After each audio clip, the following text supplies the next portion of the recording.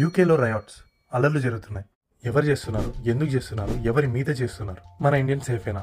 ఎవరు చేస్తున్నారంటే ఇక్కడ కొంతమంది లోకల్ పీపుల్ ఒక గ్రూప్గా ఫామ్ అయ్యి ఈ రయాట్స్ చేస్తున్నారు. ఎందుకు చేస్తున్నారంటే దానికి కారణం ఇమిగ్రేషన్. స్టూడెంట్స్ రావడం వల్ల, జాబ్ వీసాల మీద రావడం వల్ల వాళ్ళకున్న జాబ్ ఆపర్చునిటీస్ తక్కువైతున్నాయి, బిజినెస్ ఆపర్చునిటీస్ తక్కువైతున్నాయని అపోహలో ఉన్నారు.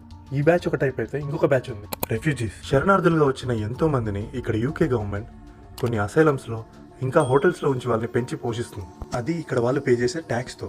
చాలా మందికి అది నచ్చలేదు. సో వీళ్ళంతా కలిసి ఇక్కడ ఒక యాంటీ ఇమిగ్రేషన్ ప్రొటెస్ట్ గ్రూప్గా ఫామ్ అయ్యి ఈ అల్లర్లు చేస్తున్నారు. ఈ అల్లర్లు నార్మల్గానే చాలా రోజుల నుంచి నడుస్తున్నాయి, కానీ ఇది బర్స్ట్ అవ్వడానికి ఒక సిచ్యువేషన్ తోడైంది.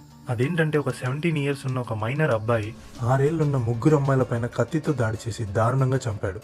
ఈ సిచ్యువేషన్ ని కొంతమంది ఆ మర్డరర్ ఎవడైతే ఉన్నాడో వాడొక అసైలంకి చెందినవాడు, ఒక ముస్లిం అని చెప్పి రాంగ్ గా అందరికీ రూమర్ స్ప్రెడ్ చేశారు.